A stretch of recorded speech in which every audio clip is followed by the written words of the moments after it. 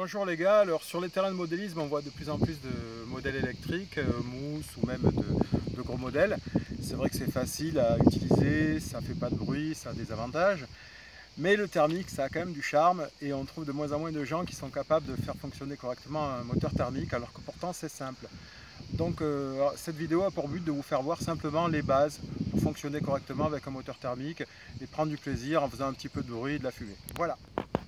Bon. On vous présente le matériel qui est nécessaire pour démarrer un avion thermique. Alors ce qui est bien c'est d'avoir une table de démarrage. L'avantage de la table de démarrage c'est qu'elle va bloquer l'avion et éviter qu'il vienne sur vous. D'accord. On voit que l'avion est bloqué en avant mais qu'il peut reculer.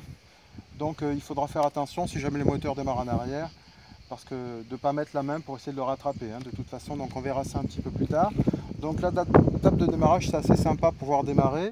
Votre avion, vous avez besoin d'un chauffe-bougie, ça c'en est un, c'est un petit qui se clipse comme ça en se verrouillant en quart de tour, ou alors un autre système qui est un peu plus long avec une pince, ça fonctionne bien, ou alors carrément d'un système qui est branché sur un power panel, c'est-à-dire on le branche ici à cet endroit là, 1,2 volts. Si vous le mettez sur le 12 volts du démarreur, la durée de vie de la bougie c'est quelques secondes. Il se branche comme ça, bien sûr. Et on voit que l'aiguille est dans le vert. Il faut qu'elle soit dans le vert. Mon power panel, lui, est automatique. Certains sont manuels. On va devoir régler avec un bouton pour arriver dans la zone verte. Voilà. Si vous devez faire un démarrage, il est bien de passer le fil par derrière quand vous avez une table de démarrage, comme ça. Voilà.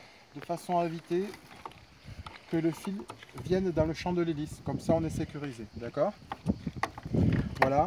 On peut utiliser aussi un démarreur qui va se brancher à cet endroit ici, à cet endroit-ci, voilà,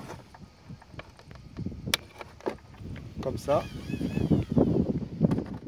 Ce qui est bien aussi, c'est d'utiliser un démarreur électrique avec une batterie à l'intérieur. Moi j'ai trouvé un système là. J'ai mis un LiPo 3S, un vieux LiPo 3S qui ne fonctionne plus sur un avion électrique. Il ira très bien pour le démarreur. Un 2002, c'est parfait. Et l'outil indispensable, c'est un bâton de démarrage. Vous voyez ici, c'est un bout de tuyau d'arrosage avec à l'intérieur un manche à balai. Ça va impeccable, ça permet de tourner l'hélice sans problème. Et surtout sans se tailler, parce que les hélices, notamment les Master Aircrew, sont très coupantes. Donc si on tourne à la main, on peut se faire très mal. Voilà.